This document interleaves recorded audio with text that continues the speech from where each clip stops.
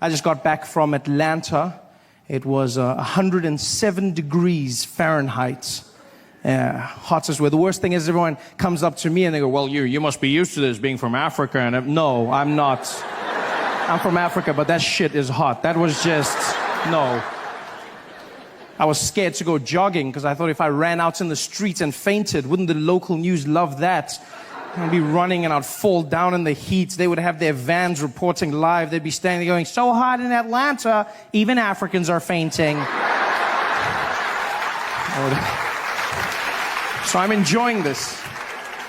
Really happy to be here, you know.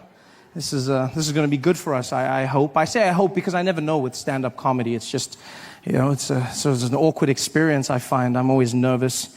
I find comedy is very similar to sex for me. Well, it's exactly like sex when you think about it. With me, the comedian, playing the role of the man, and you, the audience, the role of the woman.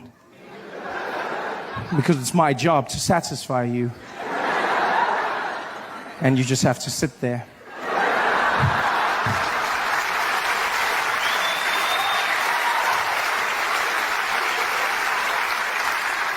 And then, just like sex, my success or failure will somehow be determined by how much noise you make during my performance. Which makes it a one-sided affair, I feel, you know? I mean, maybe you're the quiet type. I hope we have magic tonight. I hope we create something wonderful. I mean, for many of us, it's our first time together, and that means it might be awkward. I understand this. And if that's the case, I want you to know that I'll look into your eyes, I'll see that I'm freaking you out, and I'll stop. I'll stop, and I'll flip you back over, and we'll go back to the simple stuff. Okay? I've been in America for a few months now, and I'm really just thrown by the place. It's not what I expected at all. Different from the brochures and the pamphlets. There's many assumptions I had about America before I came here, and I've come to learn that those were wrong. For one, I just assumed people spoke English here. I was far from it. It's not, you know what, it's not so much the language, so much as the pronunciation of words that throws me off. It's just what Americans have done with the language. You guys have just, wow, you've done something. You've put 22s on the English language. You've got rims that just pimp my language. That's what you've gone with, you know? I don't understand. I was chatting to this woman downtown the other day. She came up to me and she wanted me to see something. I don't know what though. She was like, oh my God, look over there. I said, look over what? She's like, over there.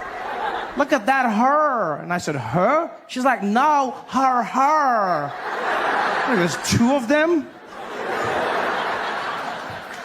I understand nothing. Even the small words, just the pronunciation. You know, small things that get you by. For instance, I pronounce the opposites of uncle as aunt. I say my aunt. Out here you say my aunt, which to me is an insect. Which made me look like an ass when my friend told me his aunt died. And I was like, so what? There's tons of those out there. What a great way to end a friendship. I couldn't get help the other day when searching for a battery for my remote control. Because that's what I say, battery, a small form of power. Yes, in America you say battery, which to me is a different form of power. Sponsored by Chris Brown.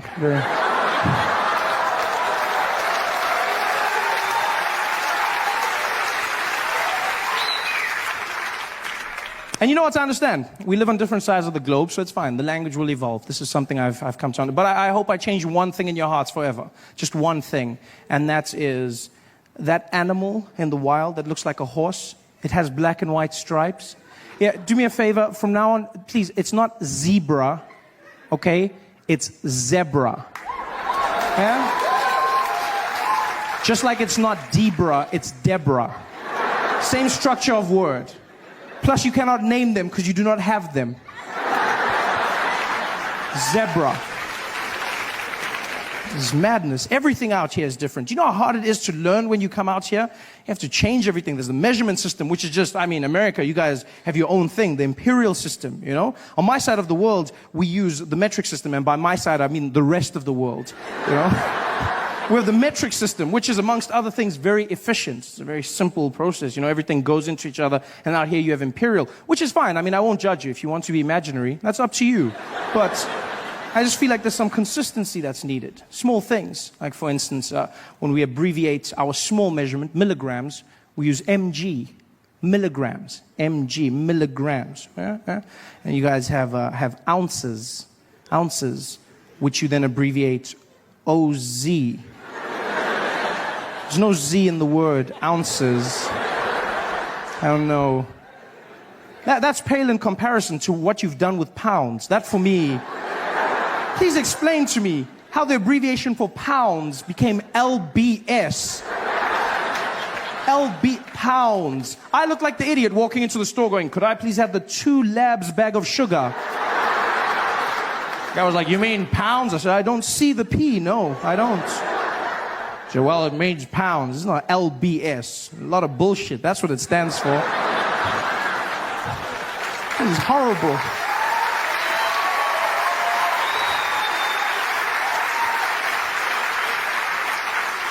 In fact, it's crazy. You do realize the imperial system is so inefficient that even American drug dealers have switched over to metric. Even drug dealers got to the point where they said, we need some order, we're going with metric.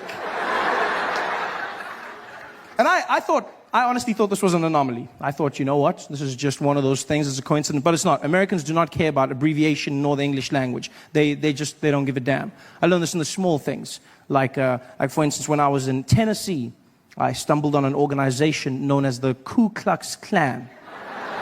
You heard of them? Worst magic show ever. Guy gave me a pamphlet. He was like, come and see the Grand Wizard. Grand Wizard! The Grand Wizard! Didn't do one trick! Not even one trick. I mean, I noticed a few black people disappear, but I mean, that's not magic. You know, that's just Reaganomics. I wasn't impressed by that. Like, where's the magic? I sat there forever. These guys running around in their sheets. The KKK, as they're affectionately known. Has nobody bothered to tell them ever that you do not spell clan with a K? Nobody stopped. Even in America, clan is spelt with a C.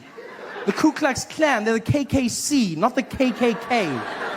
You realize that? Ku Klux Klan. The C. In fact, the name is wrong. The whole thing, the Ku Klux parts of it. That's just horrible because they got that, as you know, from ancient Greece. It was Kuklos Alphion, meaning a circle of brothers. And that's how they got their name. They call themselves a Greek circle of brothers, which is wrong for 2 reasons. One, if your sole purpose as an organization is to hate black people, don't you find it strange that you've now named yourself the Circle of Brothers?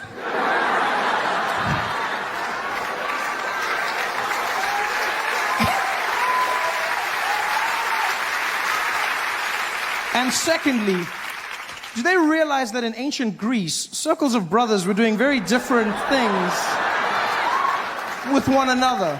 Very loving, very, you know, yeah. If they were really a Greek circle, the sheets would be a bit higher up, you know, just more of a, yeah, maybe one more hole. They're not a... This is so amazing. So many of you here to see me, huh? I feel like Meghan Markle. This is dope.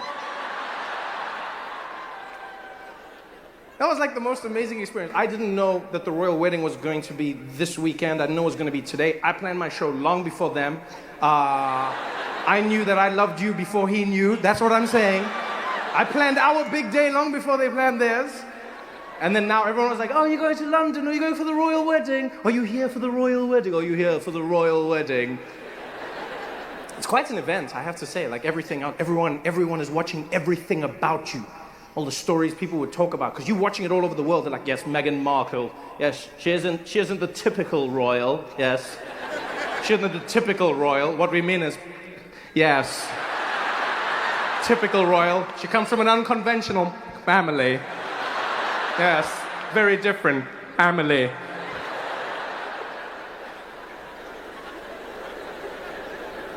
And I was like, yeah, man, she does. She comes from an unconventional family. Just like Harry, same thing. Come on. It's true, same thing. And they look good together. It was beautiful. Everyone was stressed out about it. Meghan Markle's family was in the tabloids, the Daily Mail, trying to destroy their lives. Man, when the Daily Mail comes after you, they do not mess around. They will find that one uncle in your family who's an alcoholic and shits his pants. Meet Trevor's Uncle Bobby. I didn't even know I had an Uncle Bobby.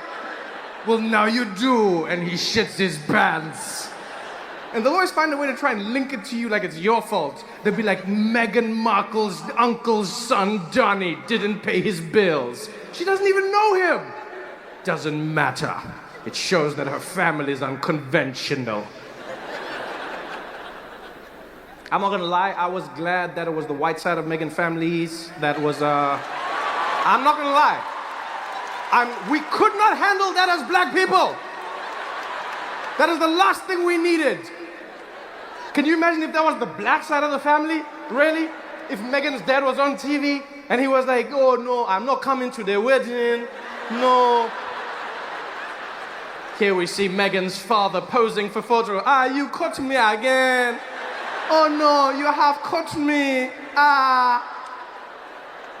Black people would have never, because that's the hard thing about being a minority, whether you're black, whether you're whether you're Arabic, whatever it is. Like if you're a minority, if you have a certain skin tone, you know that every action you commit, like taints your whole, your family, it taints your everything. White people are individuals. That's white people. That's like the best thing in the world. And that's what white privilege means to me. You're an individual. Let's look at Dave. He is excellent. He's a mass murderer. As Trevor, if I killed half of you tonight, they'd be like, those mixed breeds. I take everyone down with me. So much stress. So I was glad. Like her mom was there, she was all fly, looking beautiful as well. The wedding went off without a hitch. And my favorite thing was how the British media talked about how black the event was. And I understand it. Here's the thing. This is like one of those things where I understand, like they want to talk about it because you're not used to having like a black wedding, right? So like everyone today, I had like CNN contacted me and they're like, Trevor, would you mind speaking about the wedding and really all the black performers? There was a black cellist and there was a black choir and a black pastor. How do you feel? Black? I don't know how I'm supposed to feel. How do you respond to that question? How do you feel about, I don't know how I feel, it's a wedding. I don't know, what do you want me to say? That's a normal wedding. I wasn't watching that wedding being like, whoa, there's black. So much blackness, another one. It's a wedding. What do you want me to say? It's people. And also, like, I feel like people go too far. Like, that's where you realize that there's not enough, like, diversity in your world, is if you think that made it a black wedding. Let me tell you something. A black cellist has canceled itself out. If you have a black person playing the cello, it's safe to say that you've canceled out the blackness of that event. That's the safest way to introduce blackness into your family. Daddy, I'm dating a black man. What? He plays the cello. All right, bring him in. Even white people think a cello is white. When you walk in with a cello, white people also like, well, what the hell is that, man? It's like it's the black wedding. It wasn't a black, it was just a wedding. It was a beautiful, beautiful wedding. If it was a real black wedding, it wouldn't have ended. That's a real black wedding. It would never end. If it was a real black wedding, Prince's Nigerian uncle, he would have found like Harry's Nigerian uncle, he would have been in the carriage with them. I'm not paying for this carriage. I'm not riding in it, huh? You want to ride alone, Harry? You want to drive alone? Let me tell you something, huh? Let me tell you something. We are all getting in this carriage, eh? Every single one of us. And if we all get in the carriage, there's space for everybody. Don't be like that, Harry, huh? This is your family's day. This is not just your day, huh? When you were a little boy, who was there for you, huh? Who was there? That I was here, eh? I was there. Uncle Adebayo was there for you, Harry. Don't be like that, huh? Don't be like that. Huh? Where do you think you got your bow spot from, huh? Where do you think you got that from? That's a black wedding. This was just a wedding that included black people. That's all it was. And it was beautiful. It was beautiful to see all the celebrities showing up, all the famous people. They sang God Sing the... I never noticed that when they sing God Save the Queen doesn't sing. Which I understand. I mean, I feel like that would be a little bit weird. Like, she knows. Like, which is... Like, that's what I like about the Queen. I'm not gonna front. Like, she has a gangster vibe about her. Like, she's gotten to that point where she's like, yeah, I'm the Queen, I'm over it, let's keep it moving.